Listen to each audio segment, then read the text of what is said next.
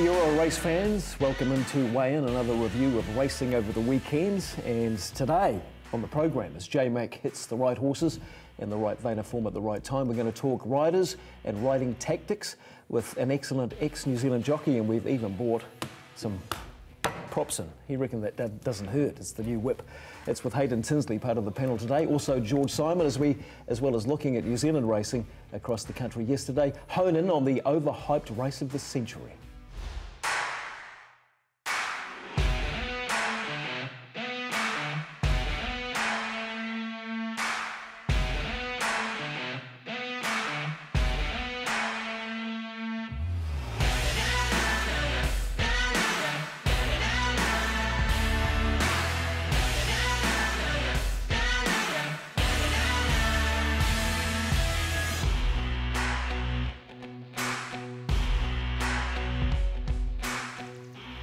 So the first question of the day is, do you like my new glasses? At the start of a 10, Hayden Tinsley. Do jockeys need 20/20 vision? Is it part of the criteria? I don't think they do, no. But at the end of the day, having good vision would be a big advantage in racing. I do know one or two jockeys that are colour blind to a certain extent, but no, you wouldn't need 20/20. What about George Simon? One-eyed commentators, do they commentate? There's a whole heap of one-eyed commentators around. We all need glasses. The thing about commentators is that eventually they all start wearing glasses. We all do, because looking through binoculars for 20 or 30 years, the powerful binoculars, it certainly affects your eyesight. Yeah, so I've gone with the old, what are these called? Progressives. Yeah. Progressives, where it's sort of blurry down there, just because I was doing this during the week, and I thought, God, I can't keep doing that. So $700 though. It's expensive, really? Going blind, isn't it? Good old trackside coming to the party again. Should have more girlfriends instead.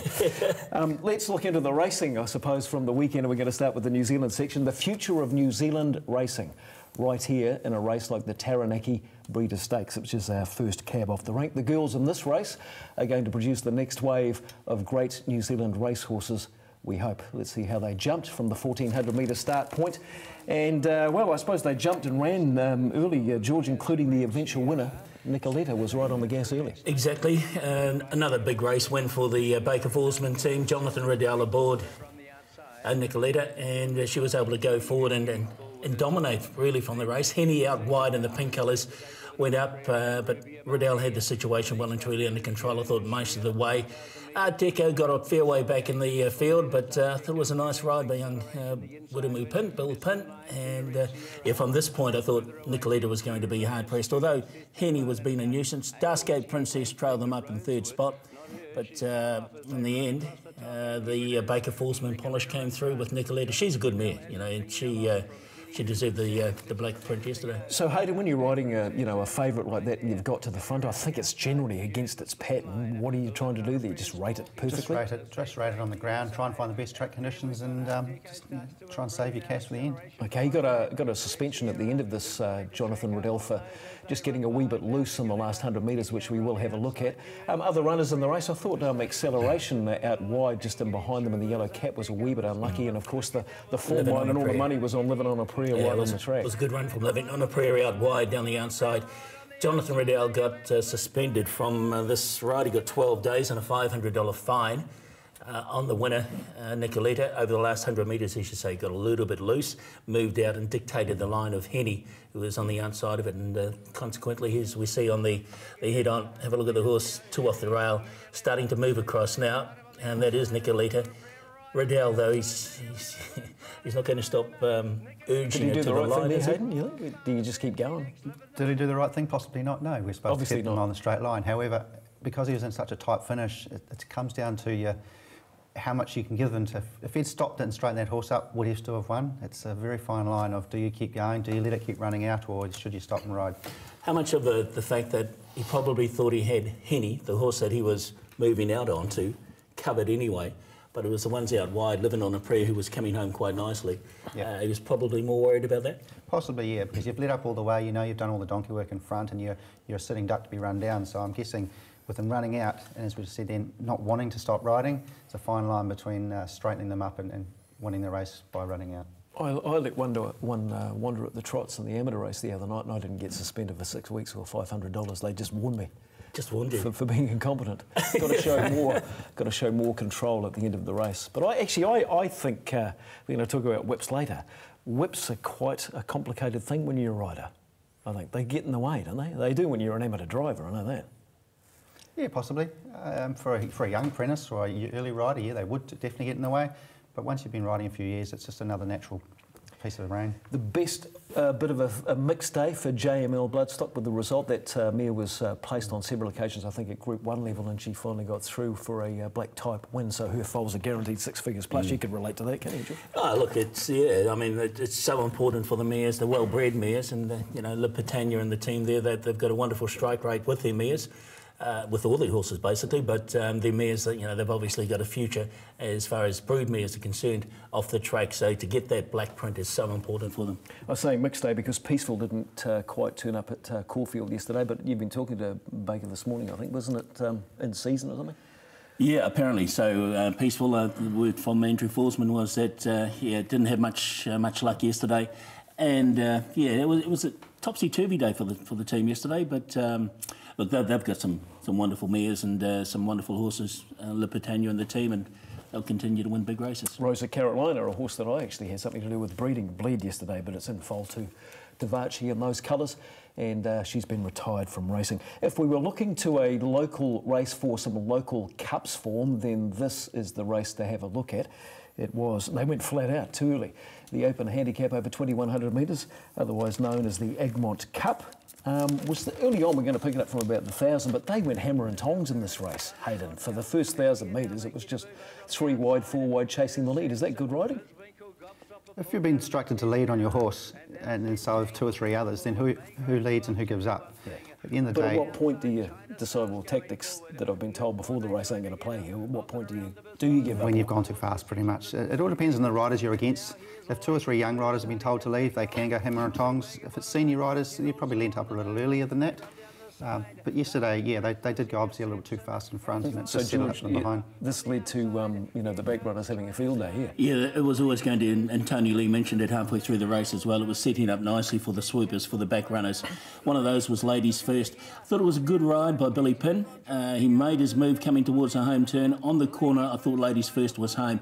One of the horses he went past just before the home turn was the eventual winner, Nymph Monty, and another nice race success for Shafiq Rousseff. He's a gun, this bloke. He can ride. He's very stylish, and they run for him as well, which is always important. So yeah, Nymph Monty, Ladies First. Finally, Nymph Monty too, eh? He went a couple of blinders at Hastings. Yeah, he's a horse that probably earlier on you thought he'd go right through the grades. Well, he has gone through the grades, but you thought he'd win a really nice couple of races. He's been there or thereabouts, hasn't quite possibly got there, delivered on that early promise, but... might keep going now. Yeah, look, he was a nice win yesterday. What did you make of Ladies First? Interesting week for the connections of Ladies First. How much does it cost for a sustaining payment for the Melbourne Cup? You think it got it back? Look, she will... Well, you've ridden for Alan Sharrock over the years, and you know that we call him Red, of course. You never die wondering what Alan Sharrock is thinking. What about after this week when he missed the early payment, the first payment for the Melbourne Cup with Ladies First? I would have think his face would be shiny red when he'd found out that he'd missed the payment. It just goes to show everyone's human. Yeah, he did put his hand up. Jockeys make mistakes, trainer makes mistakes. He merely put his hand up. It's an unfortunate mistake. Sacking offence, he called it.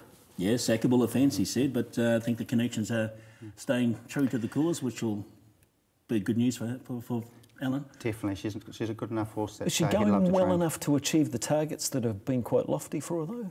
You'd probably think she should have won that race yesterday. She's probably not at a peak yet, though. He'd be trying to peak her for the Melbourne Cup. So like yesterday's run would have still been on her way out. OK. And Nymph Fonte obviously has a bit of a turn of foot. Of the ones that were in front, I thought Samson seemed to kick on quite well. Of the ones that went sort of haywire in the first part of the race. Strolling Vagabond, Maygrove, and even Old Pentathon went a good race in terms of looking forward to New Zealand Cups and what have you. You guys see anything in that? No, I thought the winner was quite good, really. Beautiful ride. And Ladies First will keep as well.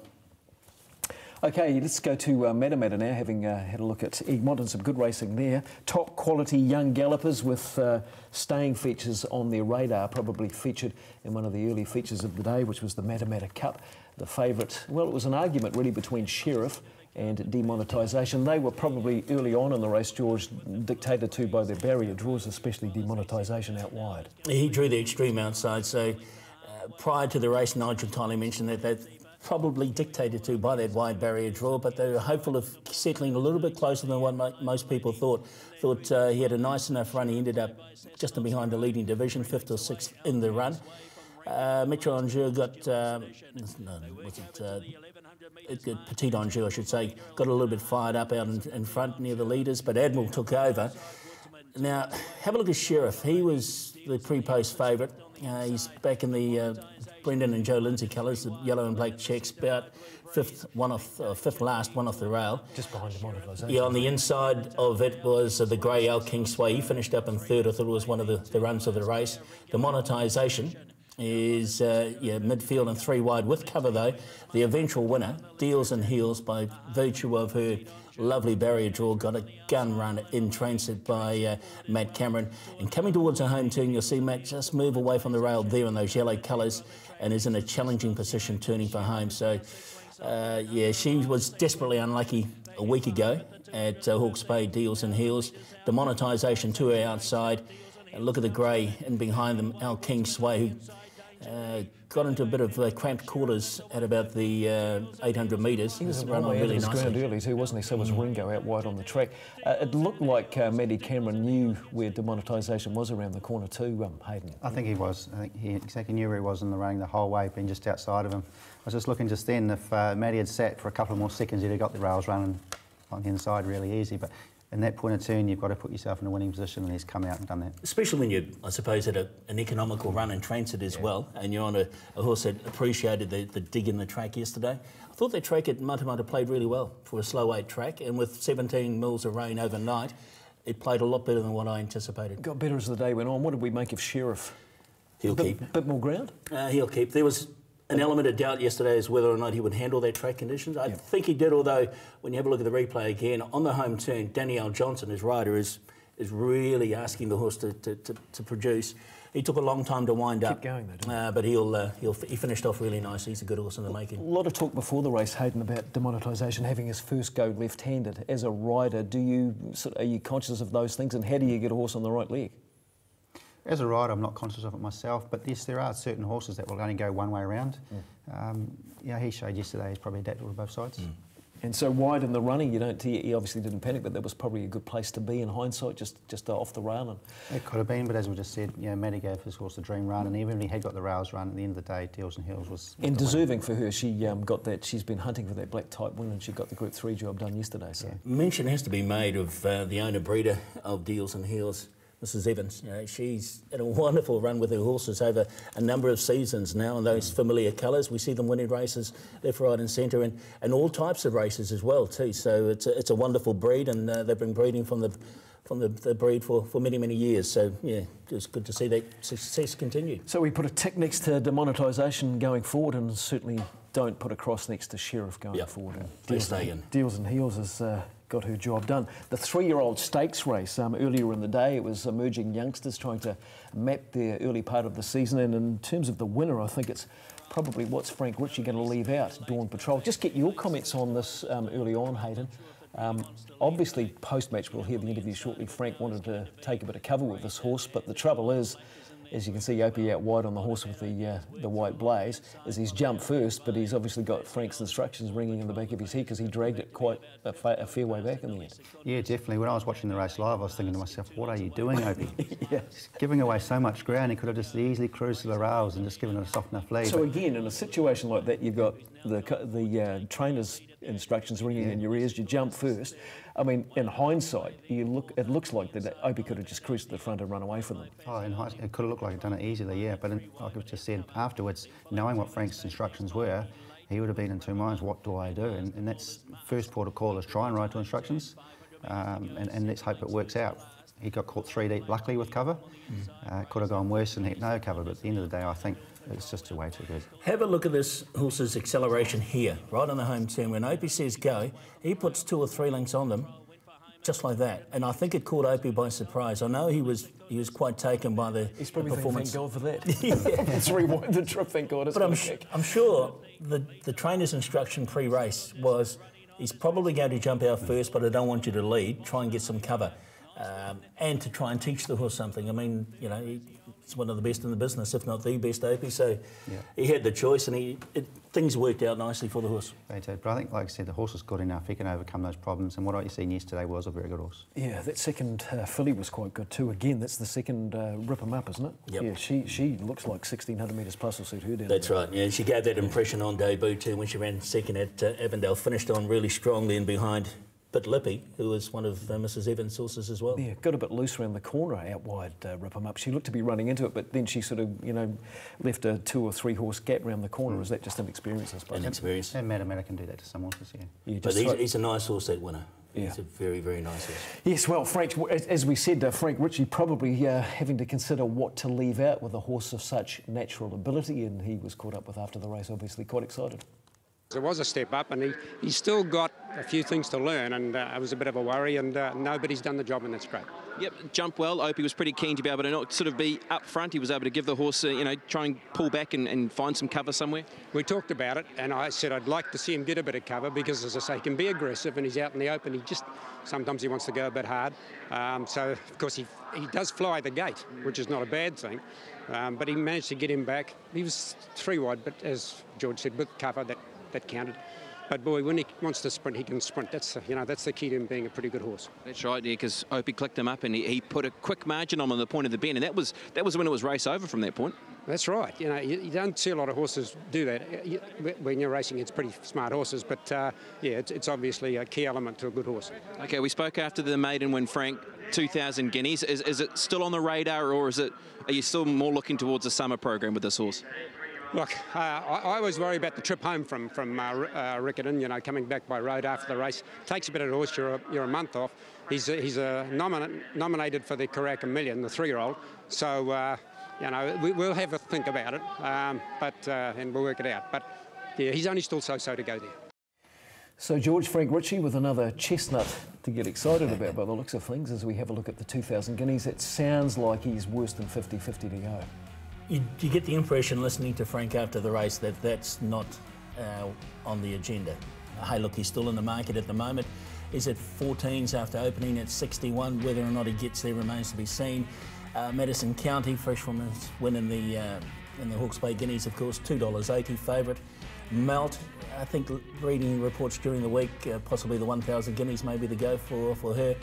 Our Flying Ace. Now, this is a very interesting horse. It's certainly burst on the scene in southern area in the last couple of weeks or so. Yeah, those feature races that didn't get run last weekend at Riccarton were held on Tuesday, and one of them was the Inglewood Stakes, which is a lead-up to the 2,000 guineas, and Our Flying Ace was one of the horses on show. It was a good race in the sense that it just measured a few of the South Island chances up. Out the back there you've got William James, bit of argy-bargy early on with Emily Margaret dropping into the trail. The interesting part of this race outside the winner, which is outside the leader, is watch the horse with the white face in front, Tina Koanyahi riding Fire Show, and she loses the saddle, or it slips on her, at about the 800 metre mark, and somehow it still manages to run second, beaten about half a length.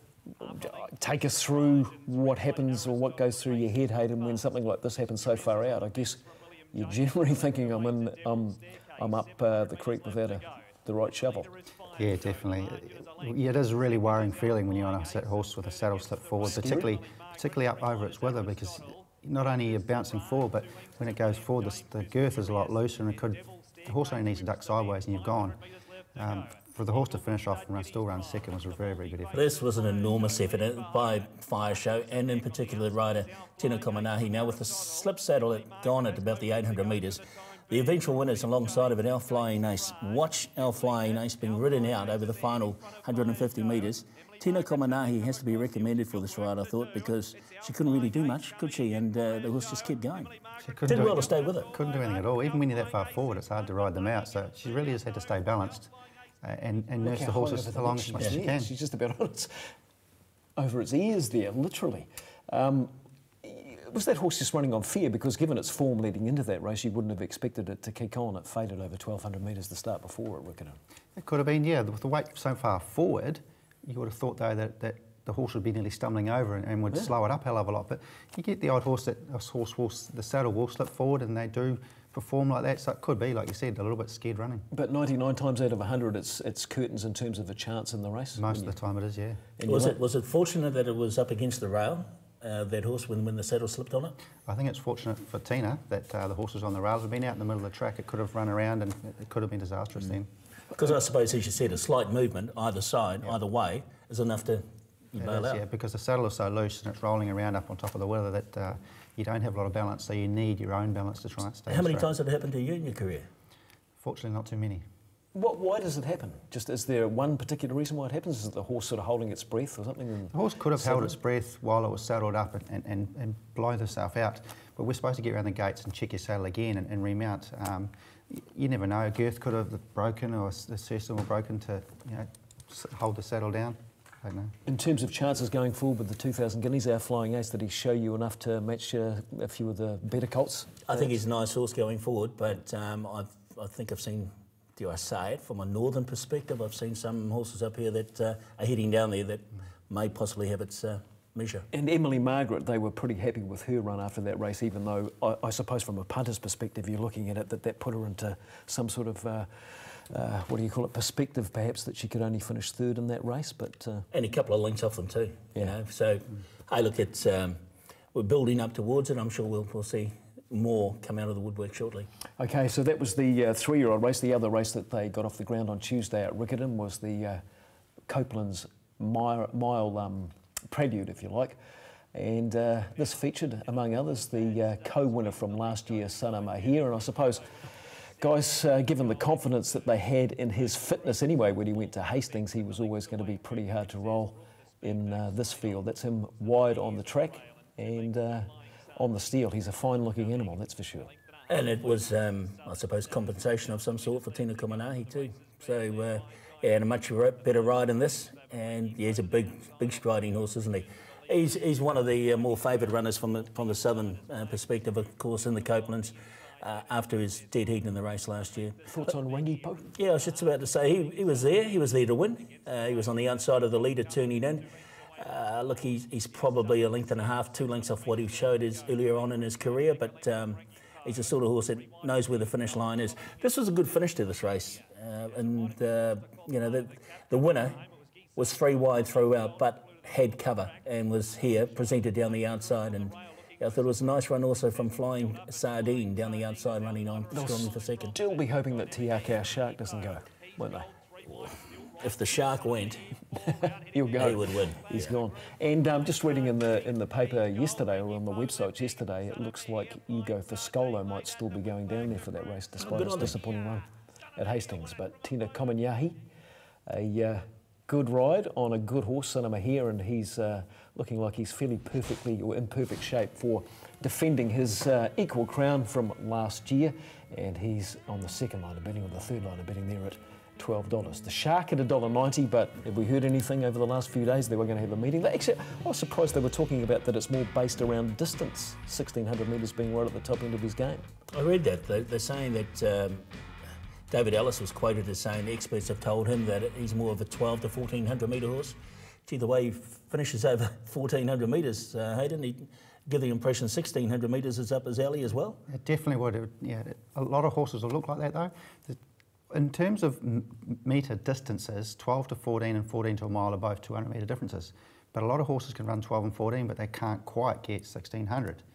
So the margin between 14 and 16 is quite huge, really, when you consider it's still the same. It's a big deal, even for... It is for horses, yeah. And with that horse last week, Tiakau Shark, he was quite keen to make sure he got the last crack at them too, Michael Coleman, in the running. He was forever ducking for cover, wasn't he, in that race? Yeah, but the pace of the race over 1,600 metres to 1,400 is a lot different, and horses run at a certain tempo, so for him to slow his tempo down and run the 1,600 metres is totally different than a 1,400 metre race. Okay, well, that's the New Zealand racing segment. After the break, we go to Australia for that super hyped race in Sydney, and also a raid from the Northern Hemisphere horses at Caulfield yesterday that looks quite scary. Stay with us.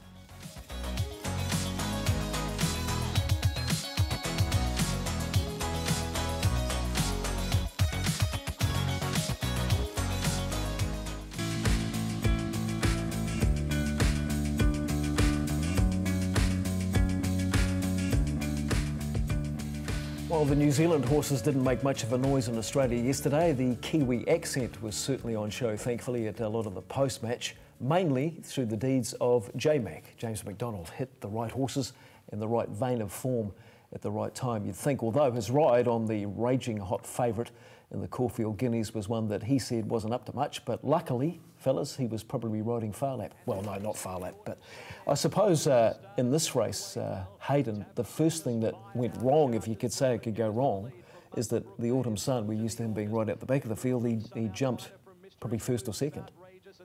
Yeah, by putting him in a position to be so far forward in the race than where he'd normally be is a huge advantage, because that's length he doesn't have to make up later on. Yeah, looks like he's settling into a nice position there, but now he's 3 wide. What do you do? He was about to go and finish in a lovely spot, 5th one off the rail, but Noel Callow on a horse called the August, it was I think an 80 to 1 chance, saw J-Mac on the odds-on favourite outside him. He said, "No, son, you're going to stay out there," and posted him 3 wide the trip. But really, Hayden, when you're riding a horse of this quality, and he's been spruiked for quite a while now, I think the ease of the win probably staggered James more than anything else, because he even admitted it after the race. It wasn't a pretty ride, was it? It wasn't a pretty ride, but what else could he have done? He doesn't have a lot of options anyway, so you've got to do now the best of what option you've got. And when you know you're on a good horse like that, just don't panic. So he's concentrating on rhythm now, isn't he? Just getting the horse comfortable. Chris Wallace sort of dwelled on that after the race, said there were a few expletives flying around early in the race, but all good jockeys just find a nice rhythm for their horse, and that's the best they can do. Is that a fair play, or is that a polite play? No, that's what any jockey wants to do, is just get their horse in a nice flowing rhythm, keep the horse happy. You're saving your energy for the final sprint, and that's what he's done. And is it sort of part of the jockey's ideal to stand up in the saddle like that for the last 50 yards? Is that? In a big race like that, it just becomes natural to most, I think, but ideally, no, it's not. Okay. Vacillator went a good race for second, but a few of the tipsters earlier in the day and probably earlier in the week were almost saying that Autumn Sun was so much better than this group of horses that he would just bolt in, and obviously he has. But that sort of surprised me, because, you know, he's been winning well.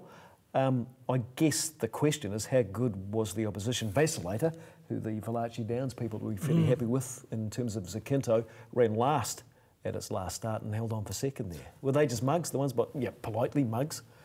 You can only but win, and he had a tough trip, but he just put them away pretty stylishly.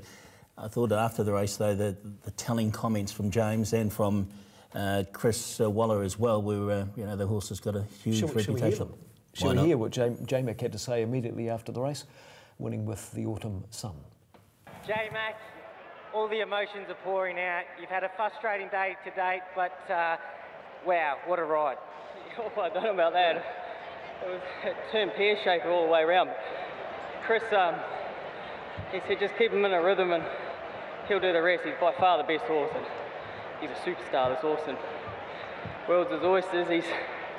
Not many can do that, but he relaxes well. He's got all the right attributes to be one of the best horses coming in Australia. I suppose when I say wow of a ride, you stay cool, calm and collected on a horse like that. When you're stuck 3 deep, you're still patient, you go through the gears and you hit the line the way you did. I'm taking no credit for that.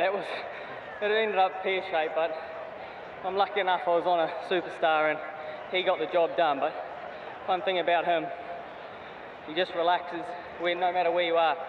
I jumped too well for him today, and he wanted to get on with the job, and I didn't want to take up the lead, so I elected just to sit there, and he just breathed beautifully and got an explosive tenderfoot.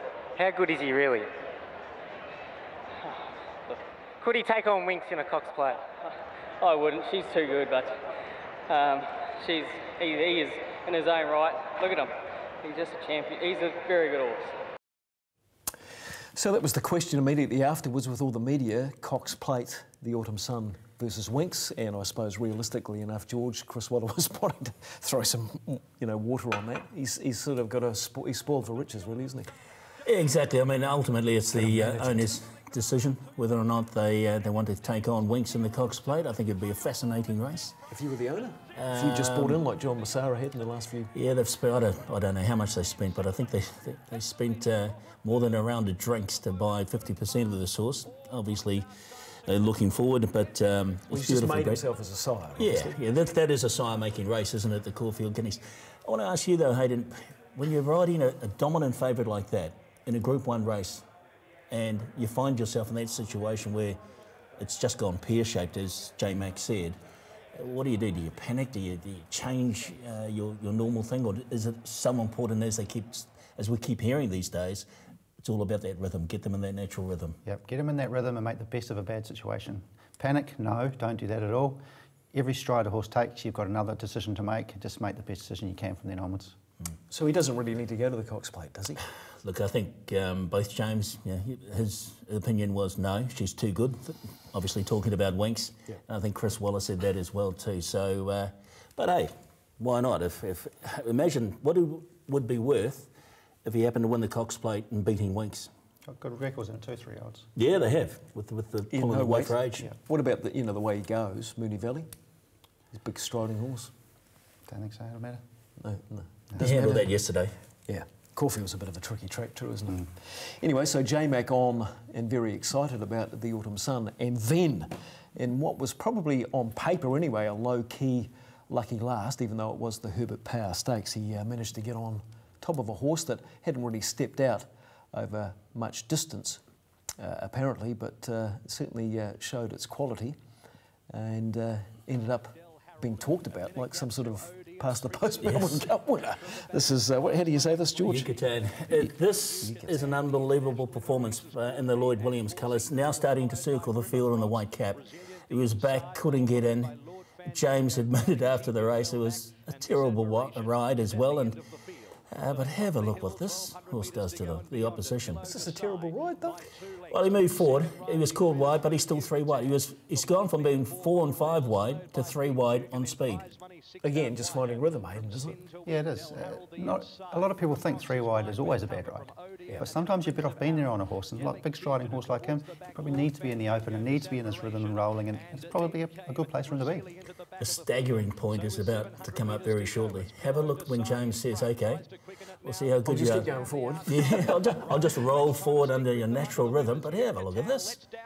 Now, Rising Red was the favourite for this race pretty much. That's the horse in third.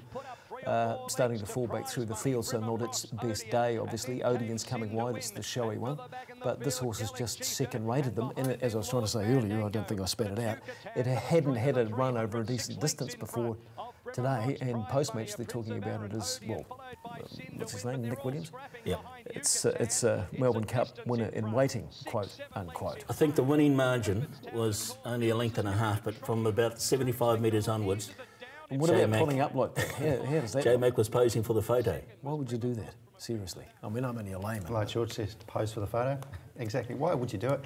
The whole way down the straight, he's watching the inside field, so James knew exactly what he had and what he had up his sleeve and covered, but yeah, that's very risky doing that. Yeah. You just keep it running to the line. I mean, I don't want to be... Is he thinking, I'm just trying to play the devil's advocate here, but is James thinking, he's had a bit of a hard run, asked him to do a lot during the race, and then kicked clear on the home turn, so he's got the situation, you could see him looking at the infield screen.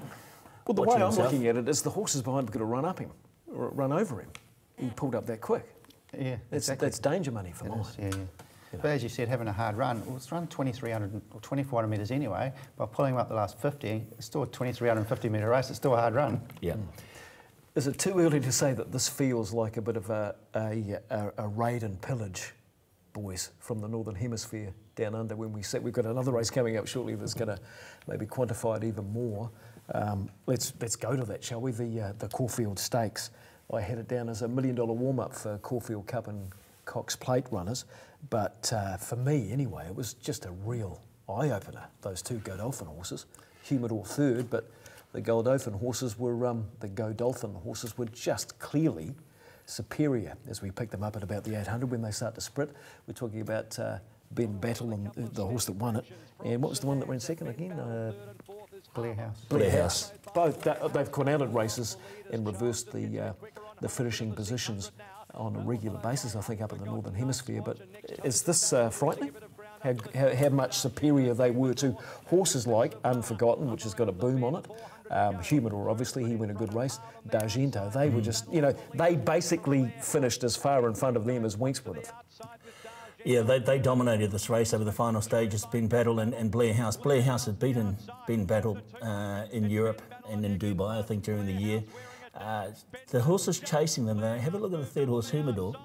It pushed Winks pretty closely in the Cox Plate last year, and it was never going to get any closer than what it did yesterday to these two horses. These are seriously, seriously talented horses. So Unforgotten and Night's Watch sort of tamed there. Humidor at 15, Winks $1.25. Ben Battle versus Winks. Now, I suppose the way that they prep horses in the Northern Hemisphere, is there a question mark that, even though it's a great trainer, Ben Battle might not back up quite as well as perhaps a Southern Hemisphere horse? Thoughts? Did I hear correctly that they come down a bit earlier this year, though? Yeah, they're really keen, I think, to take us on. So by being here a little earlier, they might be more acclimatised and ready to back up even. Highest rated horse to ever come to That's it. Australasia. Yeah, they're getting really serious, aren't they, Godolphin? They've got so many horses at their disposal. The Cliffs of Moher, that was an enormous race. I was just going to say, plus, you know, the Cliffs of Moher. Cat was tailed off a long way out in Stormtown Lake, but hey, look, she's $1.25. She's $1.25 for a reason. She's the best we've seen. Maybe Savvy Cope won't run second. We were talking about that last week. Oh, she could run second, but you well, how do we weigh up Savvy Cope after we've seen those two horses from Godolphin yesterday, and we obviously know all about Winks? You know, how do we rate? Is it worth their while taking Savvy Cope? Well, it's worth their while, but you're probably thinking it's going to be a great day there. Let's just enjoy the atmosphere rather than say we're going to serve it up to Winks and a couple of It's a horse race, anything can happen. She's eligible to be there, so why not? Yeah. I mean, it was great to see her there, and it'd be great to even see her finish in the finish. They went tick over 2 minutes for that race, so it's not like they were mucking around. It wasn't a hand canter and then sprint home or anything like that. In terms of the Unforgottens and that, there was a question mark over whether they'd go Caulfield Cup Cox Plate with her. She was okay, but didn't take that next step perhaps when the pressure really went on, or was it a sort of Victoria thing? You can't see her turning around that form from yesterday because she was so far off those two Godolphin horses. And in fact, anything that finished behind those two Godolphin horses yesterday, they'd be hard pressed turning it around in a couple of weeks' time. Apart from the run that ran fourth. Yeah, what was that? The Cliffs of the Cliffs of Moher. Yeah, that was here, but.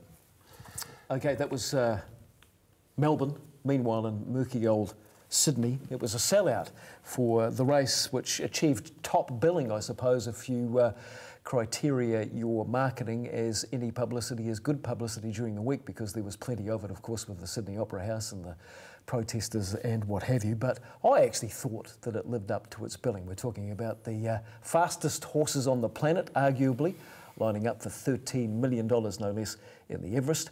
As they jumped, the red colours on the inside, Red Zal jumped straight to the front, and I suppose in many ways, apart from finding his most popular position, he's possibly handled the murky track conditions or the wet track conditions better than some of his rivals who got a lot of backwash during the run. The race was over for mine 50 metres after the start when Red Zal jumped, found the lead, and it became pretty obvious that nothing was keen to go up and take it on. Yeah. And when you get a jockey like Kieran McEvoy able to dictate the first half of the world's richest turf race, it's all over. It is all over, and so it proved. And he loved the cut and the track as well. And he's there've been two Everests. He's won them both now, Red Zal. The other interesting fact in terms of rides, Hayden out wide, Tommy Berry, Osborne Bills. Yeah, very interesting ride for an Australian rider to be heading out there, but from what I recall, he was under instructions to do that from the connections, and it's paid off, I think, at the end of the day. They were all emotionally ecstatic after the race and thought they'd won. You're in a $13 million race and the trainer says, run to the outside fence. What do you think? Again, instructions, you've got to attempt it. He's run third, come from last, huge run, and like I said, as far as I know, the connections are ecstatic with the run. So the race was all about the winner, really, wasn't it? Trapeze Artist was good in second, chased hard and went its usual honest race, but the third horse, Osborne Bulls, I thought was a more interesting ride. It was tactics that they'd obviously talked about prior to the race, the connections and the trainer and the jock. And for Tommy Berry to carry that out, it took a lot of mental fortitude, I suppose. Let's go away from the race a wee bit. Let's talk about the concept. Would it work in New Zealand? It's sort of the DNA of racing, isn't it? It's like, I've got the fastest horse, let's put the money up and let's all run. I mean, I know it's not as simple as that, but it's basically put the money up, we'll all throw it in the pot and race for it. And I thought it lived up to the hype, certainly before the race, watching it all afternoon. And the crowd obviously turned up, 35, 40,000 shut out or sell out. 7,000 more than last year. Yeah. So is it just a peeing contest between Victoria and New South Wales, George? There's a lot of, it's obvious that there is a lot of distinction in the ranks between New South Wales racing and Victoria racing. It is wonderful to be part of that scene if you've got horses in New South Wales and in Victoria, because the two racing jurisdictions are arguing with each other and throwing money at it. It's a wonderful time to be part of that scene. And it's obvious when you consider that you've got a race like the Everest in Sydney on the same day as 4 Group 1 races down in Caulfield in Melbourne. You know, there's no love lost. They want to be the best. So they're throwing money at it, which is great to be, if you're lucky enough to be part of it. Is it taking the shine off Victoria though, really, or is it just adding to the whole spring racing feel, you think, Hayden? I think just adding shine to the spring racing. As you said, the money that's getting thrown at it is becoming unbelievable now, and as George said, I'd love to be part of it. The interesting thing for mine yesterday was you had Chris Waller, Sydney's dominant premier trainer for several seasons, and you had James McDonald, currently Sydney's leading metropolitan rider, both down at Caulfield yesterday, and the Everest was in Sydney. So there's your answer really though, isn't it? I mean, the Sydney was all about one race, and they had a big crowd that went to it, and they talked about it all week, and they threw the numbers up on the... They had another $1.3 million race in Sydney yesterday. I can't pronounce its name, but... Yeah, it's sort of the country version of it. Actually, that was a great concept too. That was the, what do they call it? It's named after the Kosciuszko, named after the highest mountain in Australia, or hill in Australia, I suppose, where I think they raised the prize money and got the players involved in the ownership of the horses through a raffle system, which is a great idea. You know, you buy your raffle ticket and you've got a crack at $1.3 million and it's the country horses. Is this, in terms of high stakes races, is this where the future of racing is going when you want to get those telephone number stakes? That's, you know, outside of the race perhaps that it's based on. The Everest is the richest turf race in the world. I just think it's, as I said before, it's if you're a participant with horses there in those areas, it would be very good if, obviously, and it's a great time to be involved. You got to remember too, it was only 10 or 12 years ago, New South Wales racing wasn't going much better than what we are now. Right. So they've turned it around to that, and that's how quickly it can be done. Is the Melbourne Cup being such an international race now part of this equation, that this is, you know, Australia as sprinters, we make the world's best, let's have a race that's worth mega bucks for the horses that we produce? Is that part of the attraction? Even though they got the bonus of US Navy flag turning up yesterday, and ironically he couldn't handle the wet conditions down under, but... Is that part of the equation, the fact that the Melbourne Cup's just starting to... New South Wales trying to benefit from the fact that it's not... You would think that it's been dominated and organised by the breeders, because John Massara was involved with it, obviously, the concept of the Everest. But I think it's a great concept, and I congratulate the Aussies for the way they do it. All the controversy during the week about the advertising on the Sydney Opera House and all that, that's wonderful. Yeah. That is great. They had 300,000 people protested, signed a signature, but it's all dominating the headlines. Good on them. I don't think it was so much about it being on the Sydney Opera House, it was more about how it got there, with Alan Jones sort of bludgeoning the government to putting it up there. Did you read any of that, follow any of that? What do you think of that? No, not a lot really, but I'm a little disappointed in the controversy behind it. You know, the gambling advertising on such a prestige building, you know. I don't like it. Well, if you want to go fascinating facts on the Sydney Opera House, I think the original budget was about $7 million. They couldn't raise that way back in the day when they decided to build it. It cost $102 million, and it was funded by New South Wales Lotteries. So it was funded by, basically the sort of money that it was advertising during the week. So that was a wee bit ironic. I thought, do you want any more fascinating facts about Sydney Opera House? No, not the Sydney Opera House. I've been there a couple of times, haven't performed yet, but. The other thing I liked about it was the build-up to the Everest. Gee, they really got behind it. The crowd, 40,000 people in the pouring rain, and they really made a big go out of it too, and they got the crowd roar thing going there. Yeah. Took a leaf out of Tony Lee's book. And George. Tony and George. Right, that's Australian racing almost. We'll go to the break where we'll talk, after which we'll talk about riders, since we've got a great ex-jockey with us, and riding in New Zealand generally. But let's have a look at a couple of the other feature races in Australia yesterday, starting with the 1,000 guineas. And Amphitrite. I've been practicing that on the plane all the way up and blew it completely. Absolutely smashed them. That's what it should be called. 3 starts ago, won a maiden at Sale. Yeah. Unbelievable, wins 1,000 guineas. As we mentioned earlier, peaceful out the back there, but she had a seasonal complaint yesterday. That's the post-match on that. And the other feature race, this is another stallion-making race. It's the 2-rack handicap. And Land of Plenty landed plenty of big bets and secured his stud career with victory. Siege of Quebec, and Land of Plenty's going to race clear. Land of Plenty won the 2-rack by a length. Hartnell, 3rd Siege of Quebec, 4th Shillelagh from Waging War Noir.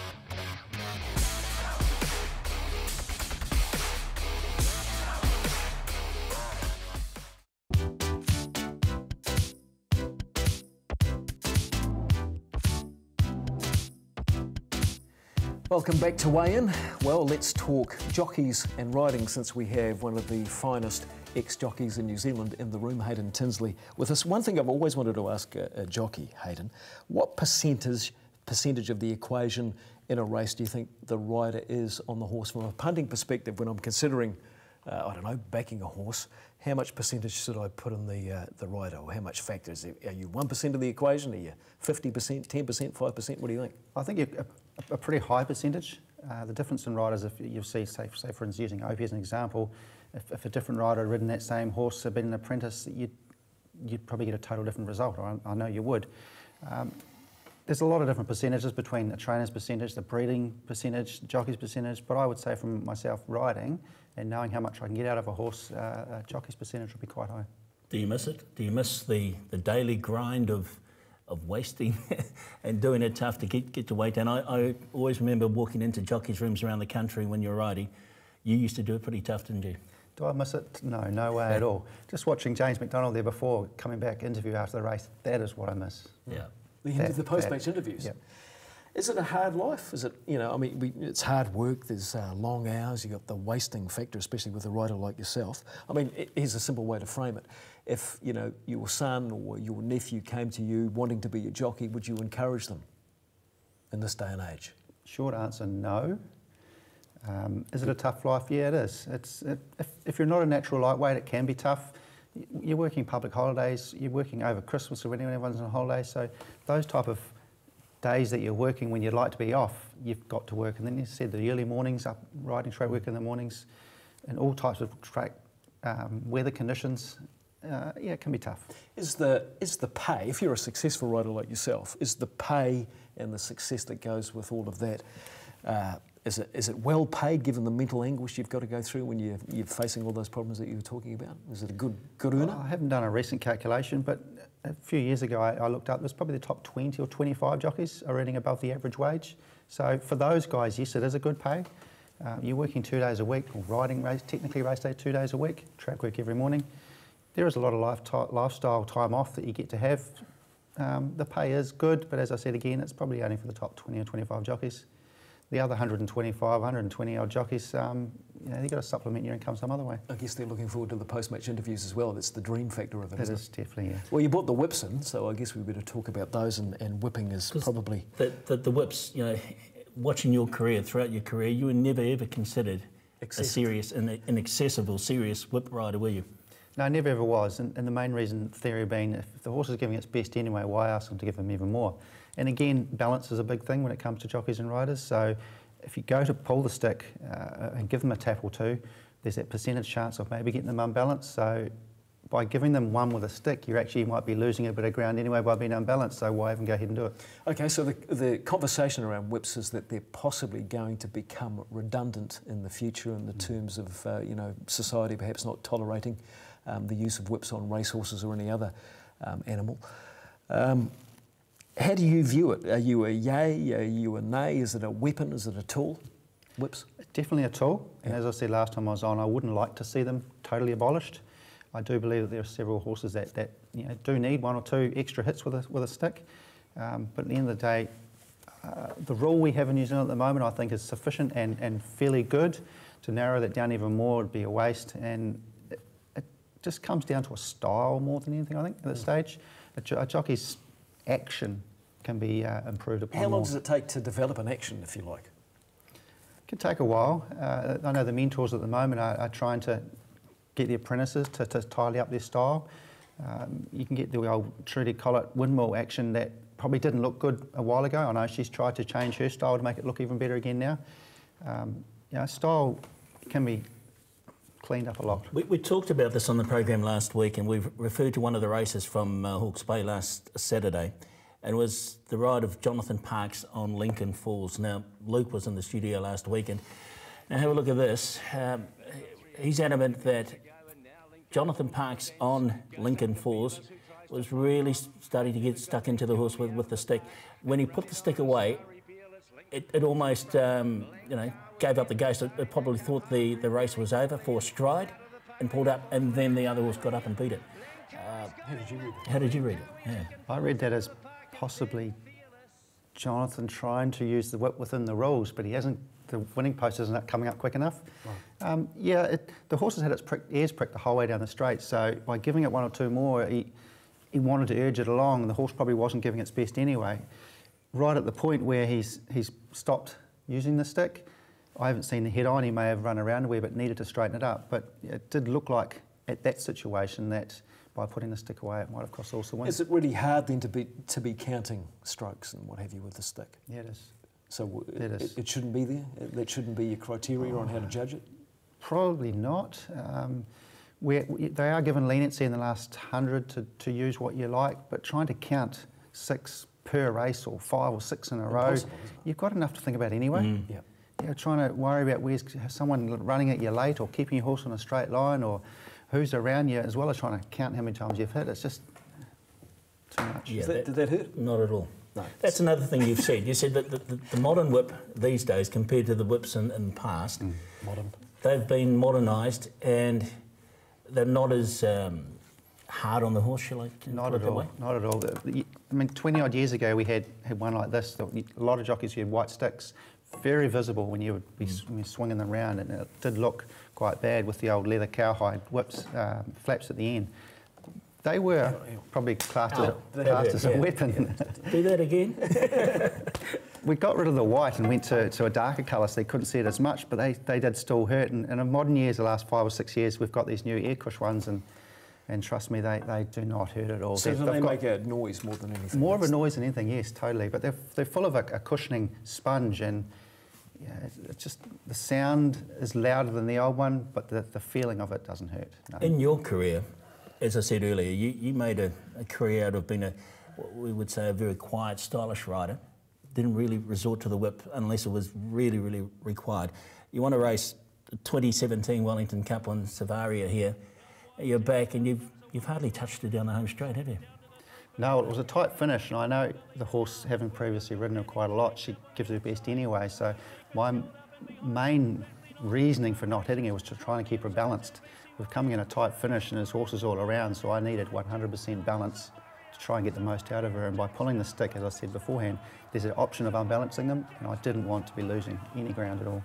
You put the stick away, 150 metres, 200 metres out, and you've just pushed hands and heels. Look at the jockey on the outside, is that Cameron Lammis? Yep. Cameron Lammis from memory, and going forward in a Wellington Cup, a finish in the Wellington Cup. So we see it once again, one from the outside.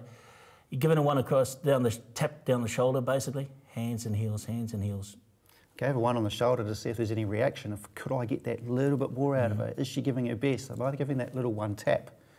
If there's a reaction there and she gave me a bit more, I know that I could resort to giving her 1 or 2 more, and if there was no reaction, I didn't need to use it. She's trying her best. She's doing her best anyway. So in terms, just to wrap it up, I suppose this little conversation, which we could go on for hour upon hour, does racing look after jockeys well enough, given the risks involved, do you think? Or is it you have to look after yourself, pretty much?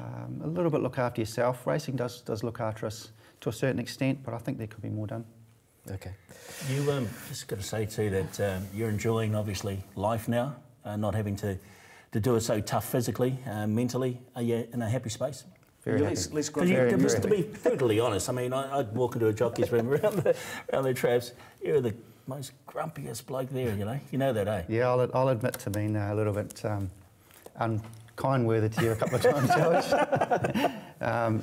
Short of words and not wanting to talk. But again, it just comes down to the wasting. And when you're feeling terrible like yourself, if you're crook with the flu, you don't want to be going out partying or having a drink with your mates. You just want to get over this feeling. And same race day, when you're racing and you're dehydrated, you don't have that tolerance there. Yeah, it's great added value having Hayden in here. Thanks for coming in again this week, and hopefully we'll do it again. Pleasure. Yeah, Hayden Tinsley, our guest panellist this week on Weigh In. At least he asked you, he didn't ask me. It's me, guys. Beautiful, I've done my penance, I'm out of here. You one-eyed commentators are flat out anyway, exactly. you keep telling us. Hey, it's a big week in the industry this week. If you want to put in a submission for the racing review, make sure you get it in before the end of the week. I think racing review at dia.govt.nz is the email address to send your submission. You're putting one in? Yeah, I did my bit last week, I think. And, that's your submission? Yeah, that's my submission. Okay, so that's got till Friday for that. Artie, ready to run breeze-ups in this week? Are you involved tomorrow? In that? Yes, tomorrow at Te Rapa, and on Tuesday as well, Monday, Tuesday. So you're looking forward to that. And of course, I think there's going to be a bit of a reaction after the industry players met with the Minister of Racing last week, so they'll be taking a lot of that information back to their constituents, I suppose you could call them. Until Caulfield Cup next week, thanks for watching us, and mā te wā.